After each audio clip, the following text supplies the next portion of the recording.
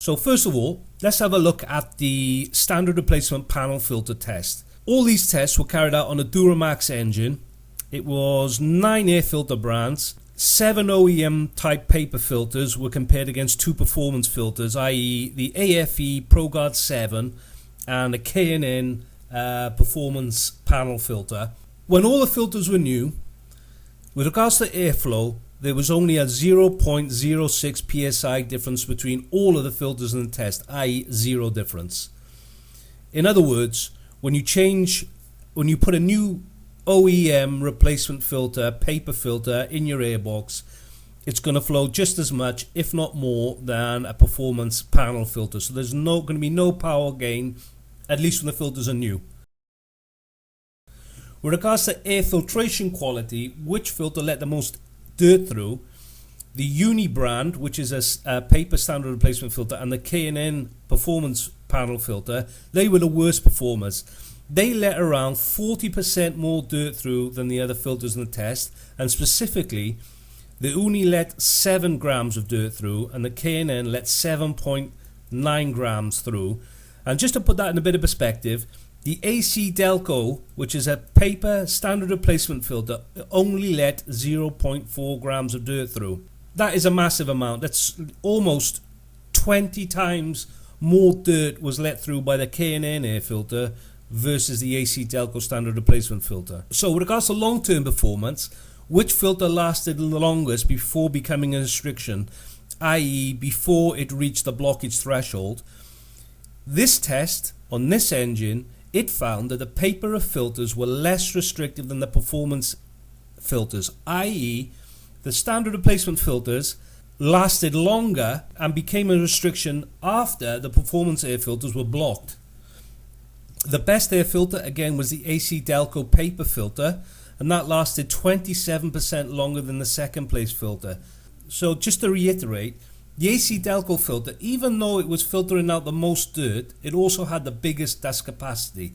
It could run on the engine longer before it became a restriction, or in this case met the blockage threshold. So best of everything for the AC Delco, and that can only come down to the surface area of the filters, in my opinion. I'll come back to that surface area point in a minute. In summary, the AC Delco standard replacement paper filter was by far the best filter in this test on this engine.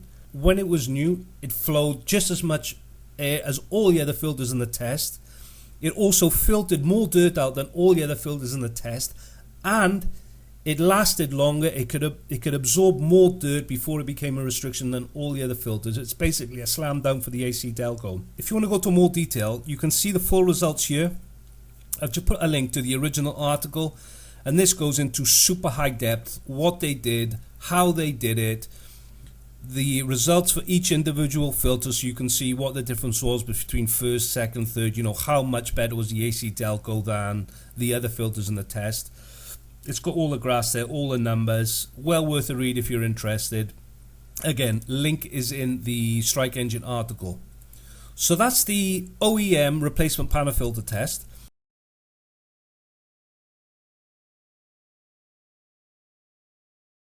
So let's move on to the cold air intake test. So these are basically cone filters. You can bolt these onto the end of a cold air intake. If you're lucky, you've got the right connection on, standard intake pipe work. You can take off the standard air box and you can bolt on a cone filter. This is what this test is testing, cone filters.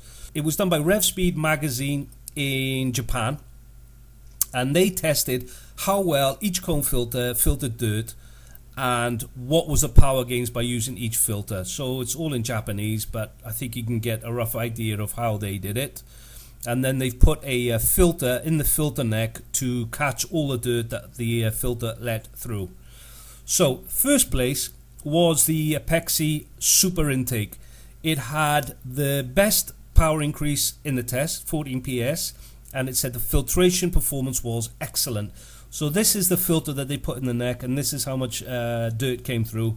A very good performance, it looks like. It's got some other things here. I'm not sure what they're talking about. Probably something about pleat depth, maybe pleat number. I'm not exactly sure. It's got your dyno graphs here as well. I think they're dyno graphs. Yeah, power graph here, I'm not sure what this one is here. It's all there. They gave the key points here anyway, plus 14%, and we can see the filtration result. So that's the Apexi, number one. Second was the K&N air filter, the K&N cone filter, 13 PS, so more or less the same as the Apexi filter. Again, it's got the dyno graph here, and whatever this graph is here, I'm not sure. This is the result of that filter that they put in at the neck to measure the dirt that went through the filter. So you can see that definitely much worse than the Apexi. Apexi's on a different league basically. Third place was the Sard filter, 11 PS, so a bit down on the other two. And this is the amount of dirt it let through, so you can see a little bit worse. I'd say what, 10% worse than the K&N.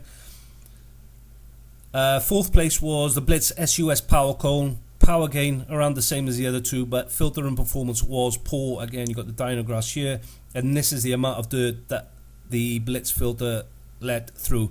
If you've ever seen an SUS power cone, this will come as no surprise to you. You can see through this filter. It's a stainless steel mesh. This is what I would expect, you know. So this is the Sard. Well, let's compare it to the Apexi, and then this is the Sard. This is the Blitz. You can see. Has it filtered anything? I suppose it's filtered the really big pieces, but everything else has gone into the engine. And in fifth place was the HKS Super Power Flow filter. This is a big surprise to me because this is probably the most famous, most popular cone filter from Japan, even more so than the Apexi. And it had around the same horsepower gain as the other filters, but the filtering performance was very poor.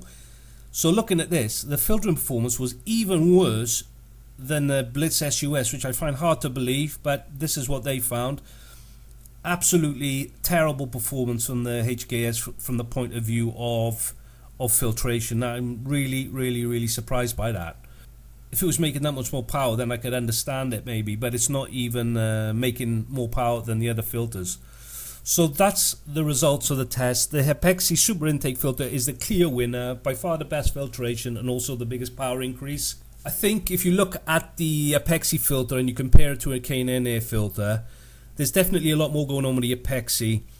The filter in medium does seem to have a bit more going on, a bit more layers. If you've ever looked at the K&N filter, you can sometimes see through that if you hold it up to the light, which you can't do with the Apexi. Also, I think what contributes to the power of the Apexi is that it has got the inverted cone on the top, and in my experience, they usually got a bell mouth on the filter neck.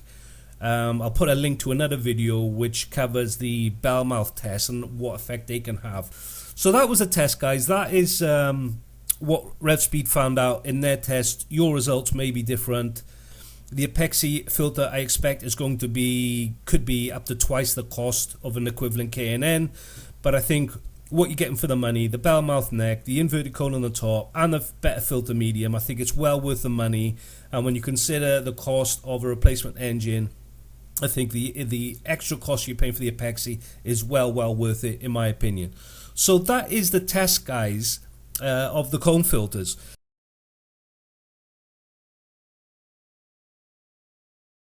If I can just bring it back to what I was saying here, I didn't really cover it at the time, about the panel filters. How can the OEM replacement panel filters be better than the performance or so-called performance panel filters? How can they filter better, last longer, and let more air through? And I think it all comes down to the area of the filter medium. If you look at a K&N, you look at the surface area of the filter medium, compared to a paper filter, it's much less. So the depth of the pleats on a K&N air filter are going to be what, 4 or 5 centimeters? Not even, maybe even less than that, 3 centimeters, and the pleats are not going to be that close together. Whereas on your OEM replacement paper filters, you could be looking at sort of 5-6 centimeter deep pleats on a paper filter, and there's going to be many more of them. So I think surface area wise, the OEM paper replacement filters have got a much greater surface area, and this is how they can filter more, pass more air through, and last longer before they become a blockage. For me, I would never ever consider fitting a so-called performance panel filter in the original filter air box. If I had an issue where my standard airbox was not big enough, i.e. I'd fitted a bigger turbo or increased the boost or whatever, maybe the filter box was a bit marginal to start with size-wise, I'd be going for the cone filter. And then even then, if I could, I'd be looking for a cone OEM replacement cone filter to put in my cold air intake, just to get the OEM levels of filtration, service life and airflow. And if I couldn't find one, then I'm going to be looking towards, an Apexi. So that's the video, guys. Hope you found it informative. As always, if you did, please like, please subscribe, look after yourselves, and I'll see you again in the next video.